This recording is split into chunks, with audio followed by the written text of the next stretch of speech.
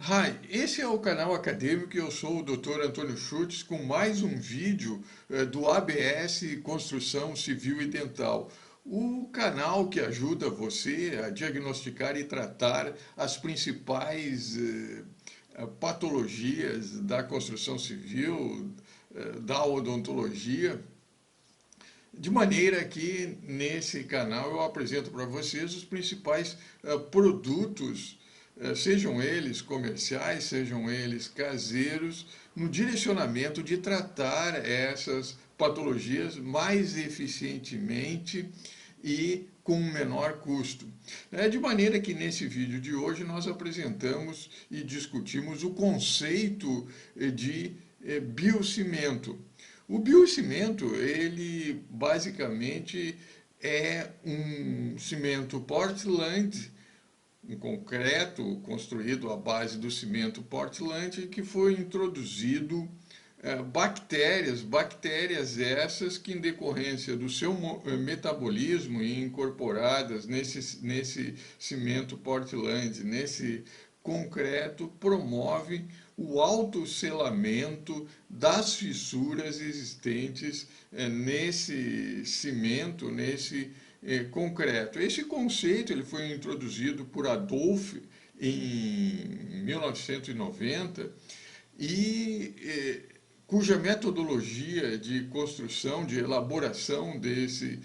cimento resultou numa patente que permaneceu por 10 anos, de maneira que esse biocimento,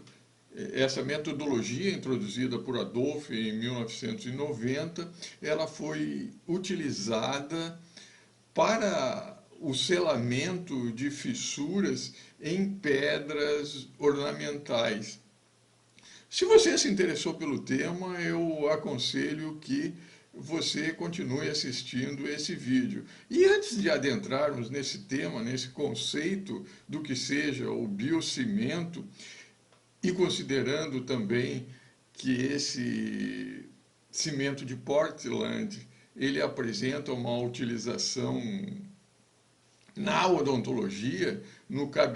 capeamento pulpar como material de selamento, porquanto ele pode ser utilizado como substituto do MTA, ou seja, do agregado trixoide nesses materiais de capeamento, de obturação dos canais radiculares. Eu aconselho você a continuar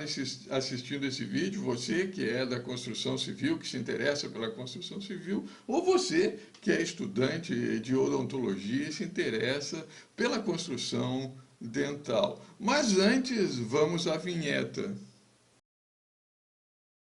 Feitas essas considerações introdutórias, nós avançamos no tema objetivando estudar o que seria esse processo, esse mecanismo de autorreparação do concreto. Contudo, antes nós forneceremos alguns dados. Como nós sabemos, o cimento, o concreto, é um dos materiais, ou é o material mais utilizado na construção civil. Estima-se que cerca de 10 bilhões de toneladas são gastas no mundo todo, mundialmente, com a construção, com a utilização do concreto. E estima-se que cerca de 16 bilhões de toneladas serão gastas até 2050. De maneira que o concreto, o cimento, que é o seu precursor, ele gasta cerca de 2 a 3% da energia produzida mundialmente. E em termos de emissão de dióxido de carbono, de CO2, ele é responsável por cerca de 8 a 10% de todo o dióxido de carbono produzido pela atividade humana e cerca de 3 a 4% do total de dióxido de carbono produzido mundialmente. Também é importante se ressaltar que o custo do concreto em 2019, quando foi publicado o trabalho que serviu de fonte para esses dados, custava algo em torno de 75 euros, o que atualmente é inferior ao que se gasta no Brasil pelo metro cúbico de concreto usinado. E estima-se, nessa mesma fonte de trabalho que eu mencionarei a seguir, que cerca de 130 euros são gastos na manutenção do concreto, porquanto o concreto, um dos seus maiores problemas é basicamente produzir um fissuramento, uma porosidade que é inerente ao seu mecanismo de hidratação. E, de maneira que se desenvolver um material que apresente a propriedade, a capacidade, o mecanismo de autorreparo, mecanismo esse que alguns autores, alguns engenheiros civis mencionam que seria semelhante ao do reparo de uma fratura óssea, ou então da casca de árvores, ou então relativamente ao reparo da pele humana. Entretanto, no caso da fratura, no caso do reparo da pele humana, a despeito de finalisticamente, ou seja, do resultado do reparo ser semelhante, mecanisticamente, são diferentes os mecanismos de reparo de uma fratura óssea da pele relativamente ao concreto, porquanto o concreto,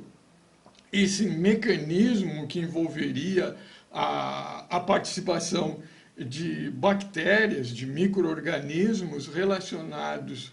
com o reparo do concreto relativamente a esses mecanismos de reparo da fratura e da pele,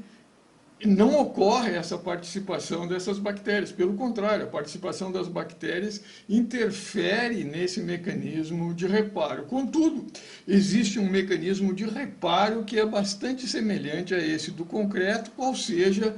o mecanismo de reparo de uma lesão cariosa, de uma descalcificação denominada mancha branca do esmalte dentário, que se dá também à base do mecanismo de reparo do concreto por meio da precipitação de carbonato de cálcio, que é bastante semelhante à do concreto. De maneira que, basicamente, resumindo, o mecanismo de autorreparo seria a capacidade desse concreto, mediante a introdução de bactérias, cujo produto da metabolização dessas bactérias sejam bactérias aeróbicas ou anaeróbicas, que permaneceriam no concreto, no interior do concreto, resistiriam a um pH alcalino, algo em torno de 13%, que é o pH do concreto, permaneceriam latentes no interior desse concreto e, por meio da fissuração e do contato com a umidade, com a água, que penetraria de sais, de produtos, de cátions, de ânions, que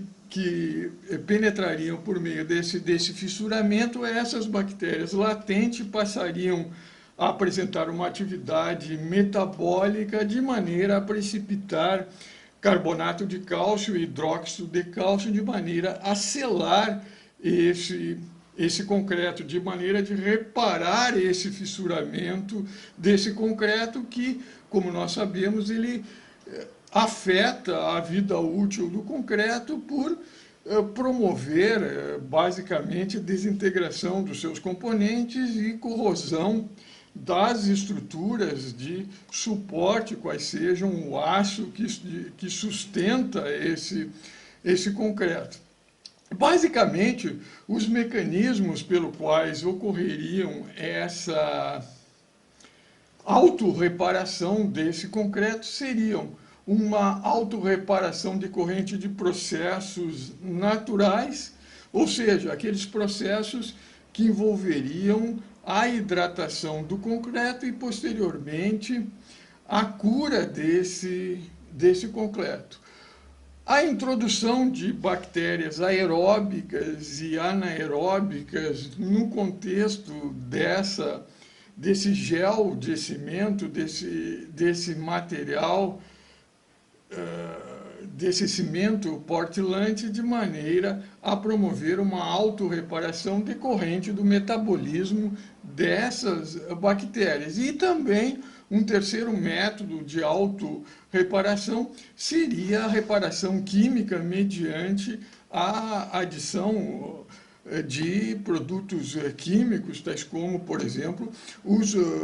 produtos químicos, polímeros, como, por exemplo, os impermeabilizantes. De maneira que, no contexto desses processos naturais ou natural de autorreparação, que, ressalto novamente, seria decorrente da reação de hidratação e cura do cimento, esse autorreparo ele ocorreria por meio do depósito de carbonato de cálcio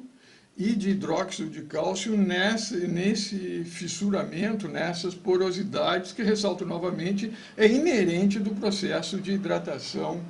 do cimento. O bloqueio também dessas fendas, dessas fissuras,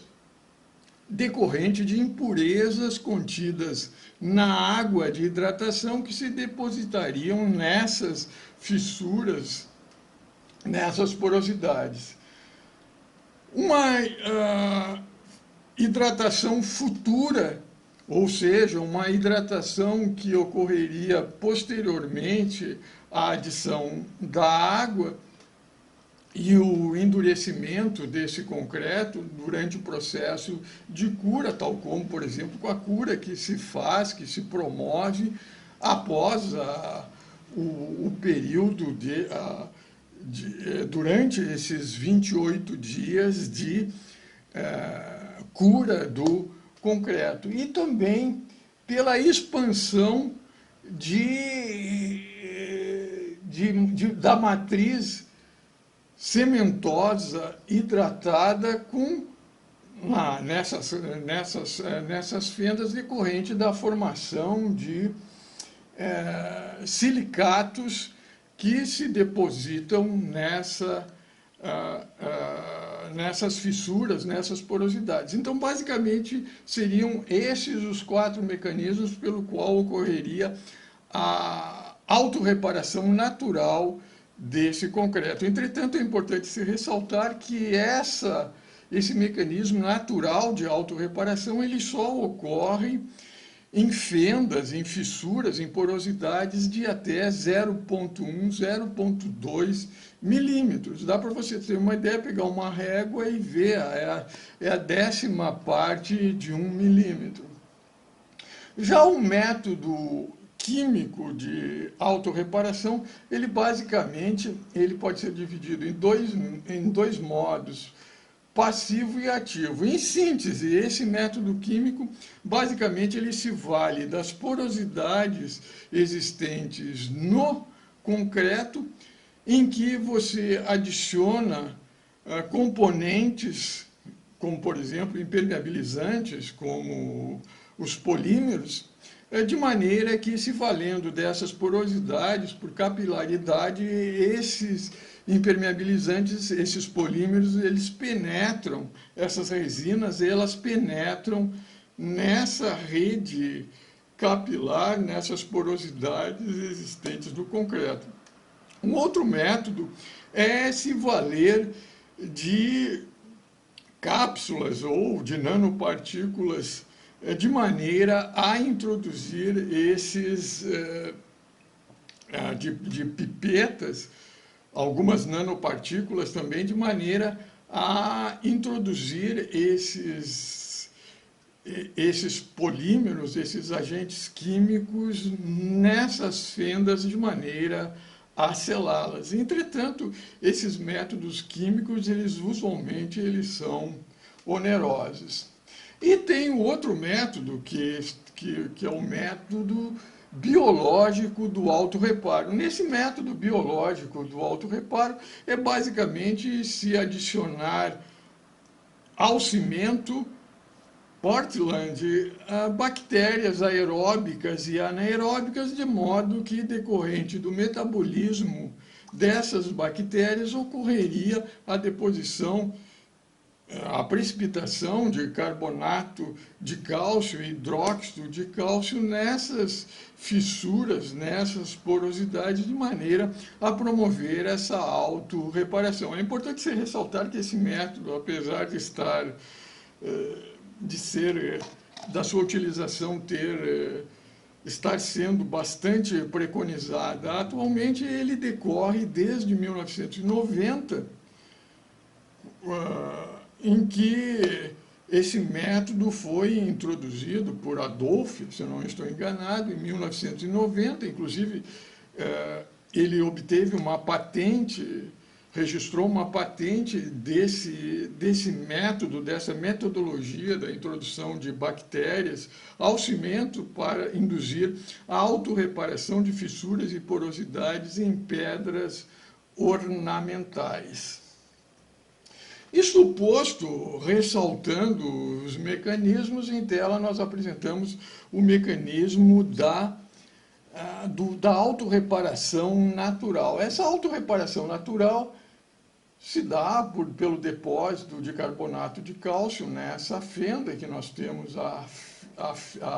melhor dizendo, a fissura, a porosidade, em que esse carbonato de cálcio, hidróxido de cálcio, se deposita. Ou então por meio de resíduos de contaminantes presentes na água de hidratação, que também se depositam nessas fissuras, nessas porosidades. A hidratação de algum resíduo de cimento, de material cementoso, cementículo, que não foi hidratado, que posteriormente se hidrata e também veda essas fissuras, essas porosidades. E também pela expansão desse material cimentoide, desse cimento que permanece, a hidratação desse cimento e posterior expansão, com decorrente do processo de cura, que promove o selamento dessas fissuras, dessas porosidades. Já o autorreparo químico é induzido basicamente por essas pipetas, que são tubos que contêm no seu interior o agente químico, o polímero, que é incorporado à massa do cimento, à matriz do cimento, que quando é rompida se forma a fenda. Esses túbulos, essas pipetas, elas se rompem e esse material ele é despejado no interior dessas fendas, dessas fissuras. E a outra é por meio de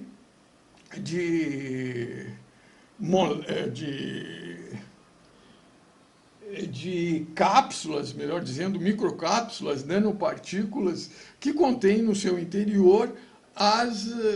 o agente químico, o polímero, de maneira que também essa cápsula, esse polímero, essa microcápsula, essa nanopartícula, ao se romper em contato com a fenda, ela promove o despejo desse agente químico, desse impermeabilizante, desse polímero, dessa resina, no interior dessa fenda, de modo a selá-la. De maneira que esse método,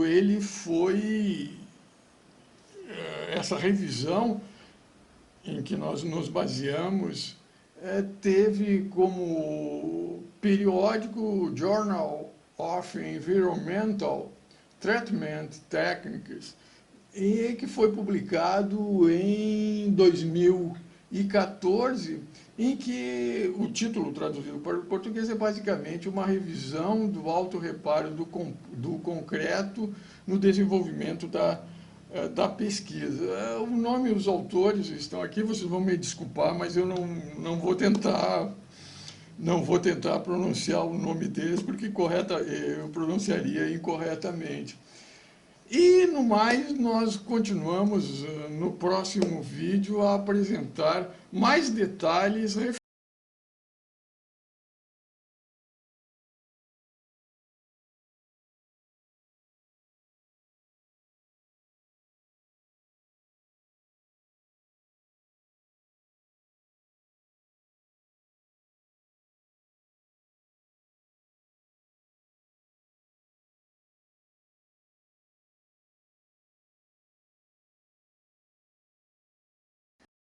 Isto posto, nós lembramos que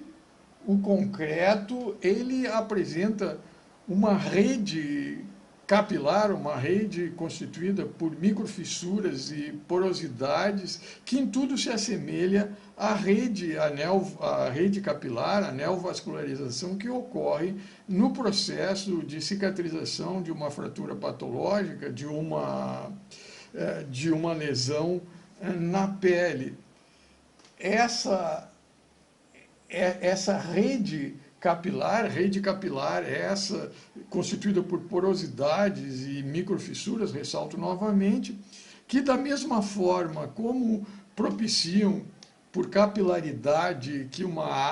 a água penetre numa fenda e atinja a superfície interna do concreto, causando corrosão, por exemplo, no aço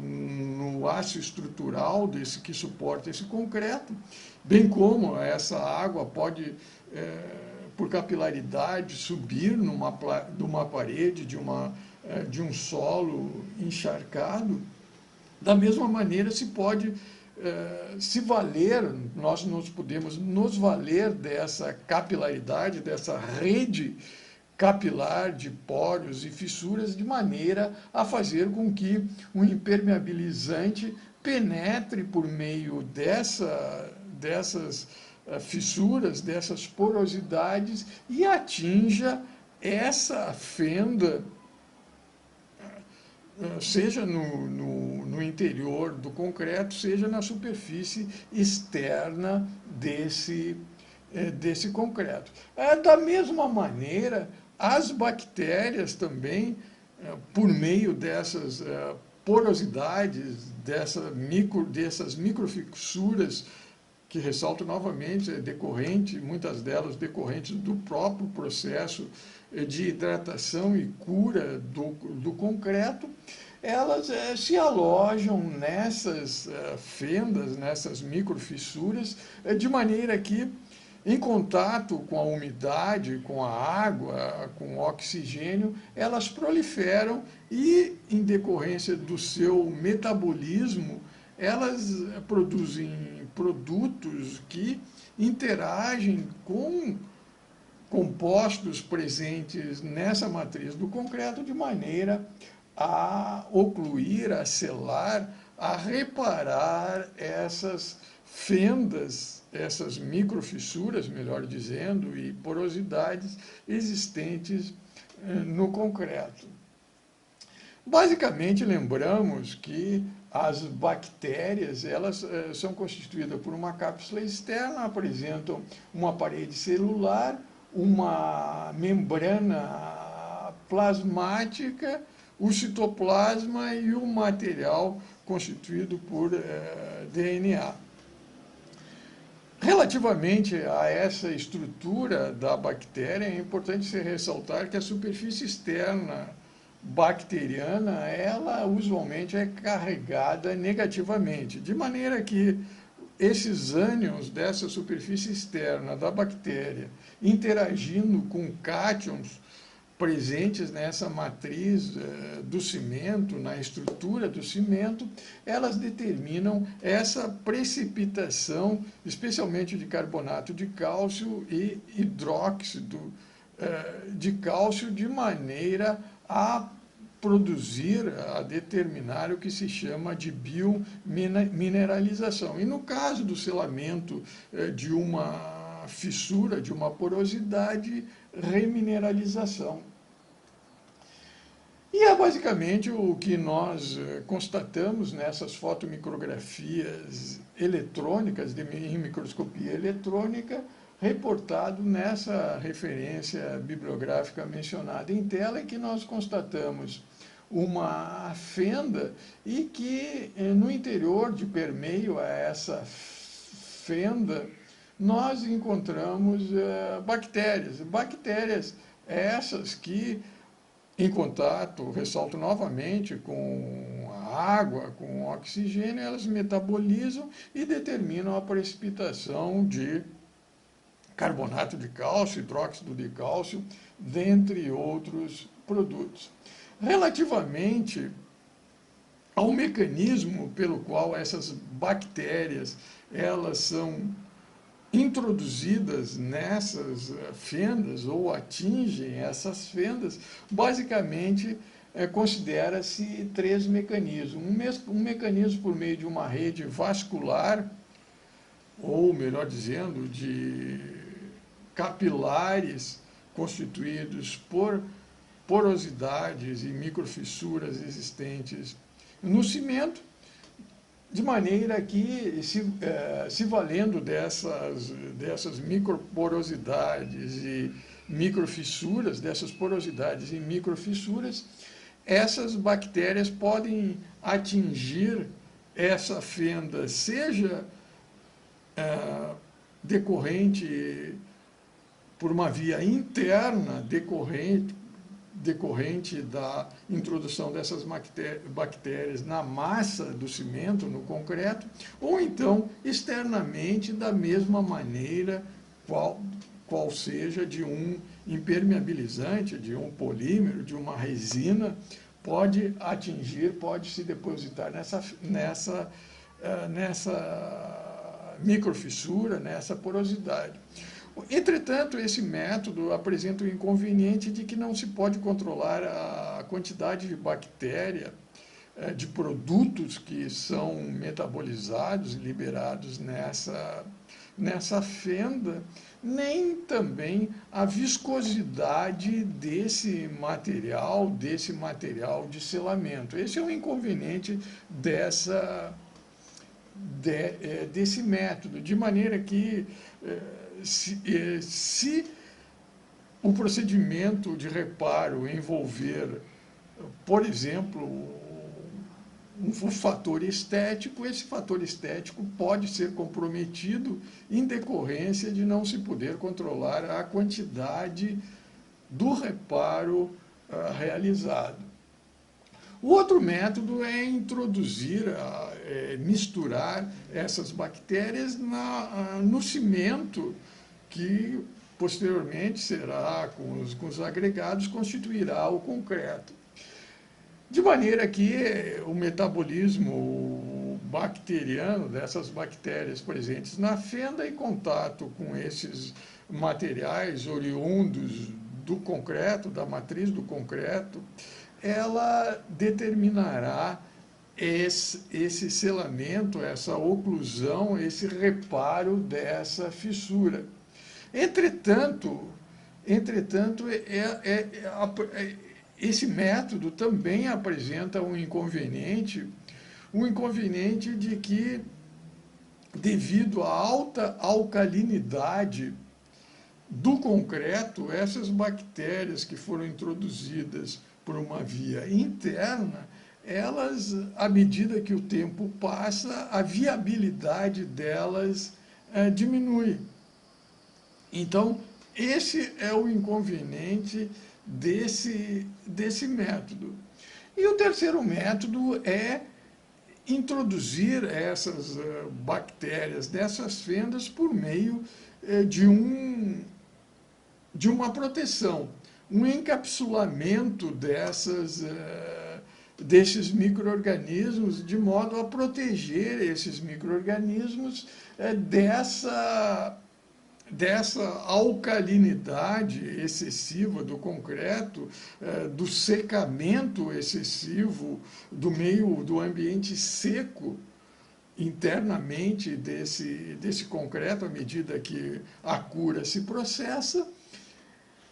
Contudo, que reduz a viabilidade dessas bactérias. Contudo, o inconveniente é que esse material que é constituído, essas cápsulas de proteção, muitas vezes pode determinar o dano às estruturas ao se romperem em decorrência desse fissuramento, causar danos ao próprio concreto e também às estruturas de suporte desse concreto.